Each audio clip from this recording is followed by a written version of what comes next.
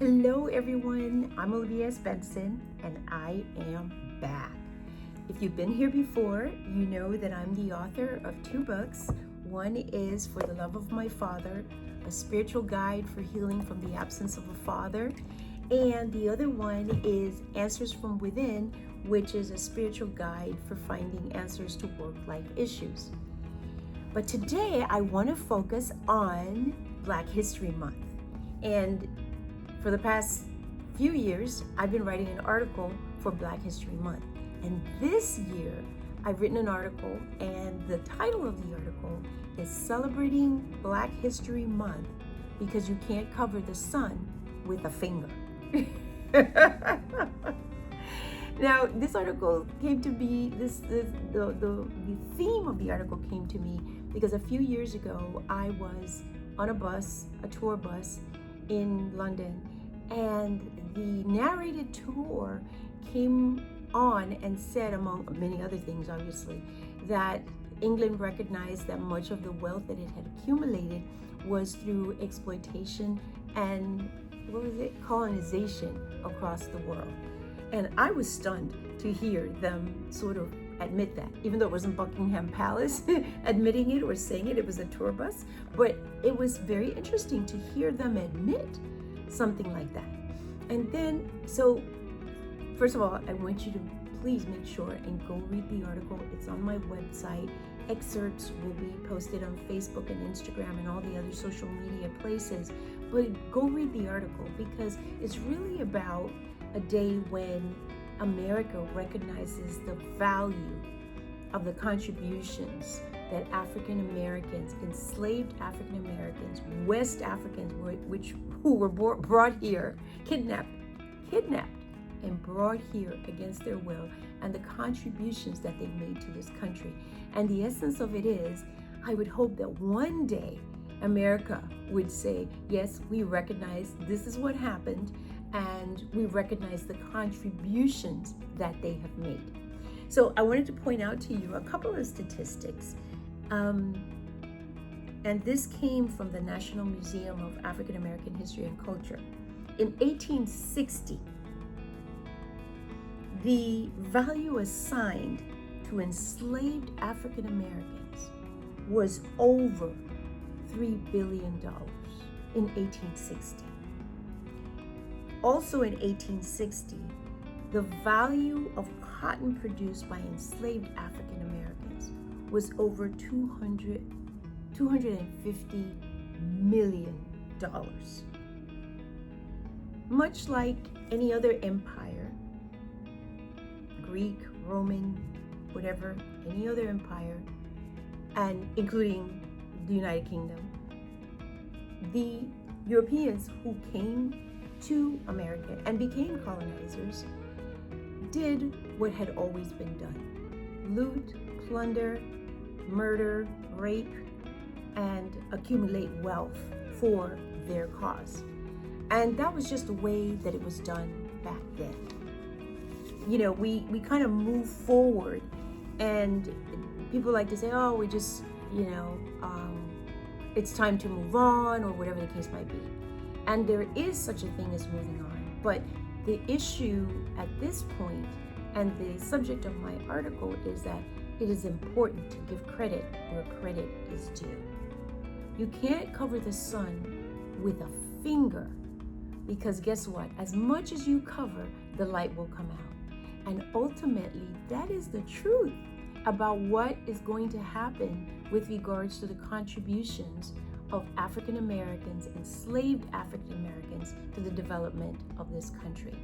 If you read the article, there are more statistics about what those contributions were, even valued at that time. And following slavery, African Americans continued to work, continued to be undercompensated. And on top of all that, the worst of circumstances. And during slavery, in addition to that, despite everything that was thrown at these people, there are those who always came forward, always managed to do extraordinary things For example, one of my favorites, and everybody knows this name, George Washington Carver. But the list is exhaustive. There's So the thing is that there's a long list of people who made contributions even in the midst of slavery. George Washington Carver was born a slave, and he went on to learn to read, write, become educated, and made created hundreds of products just from peanuts.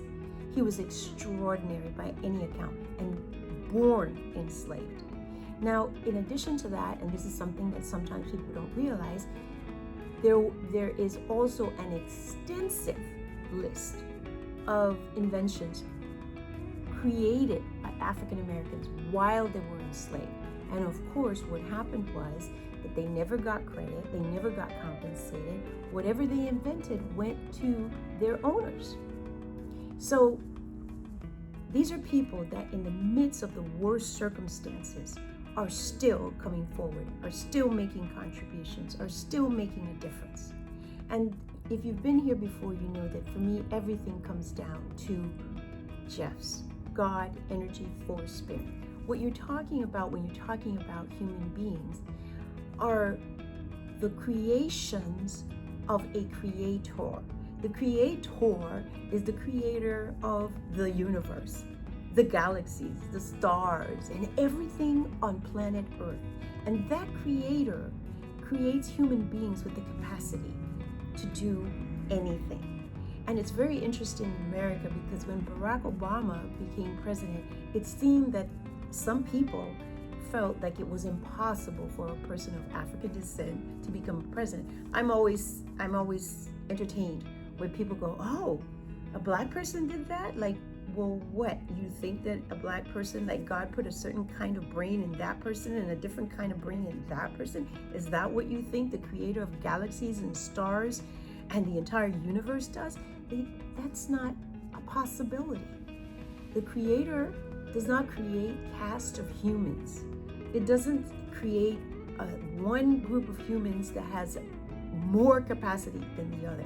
Of course, circumstances can make a difference, but not the creator of galaxies and universes and every little detail that's on the planet. So to say that the creator, God, energy, force, spirit, could not create an African American who could become president is just almost sacrilege, because as we all know, nothing is impossible for the creator. And I think that that is the most important thing, because when people try to prove that African Americans are not worthy, or make them valueless or worthless, or make their contributions valueless or worthless, what they're saying is that they are essentially downgrading the creator's work.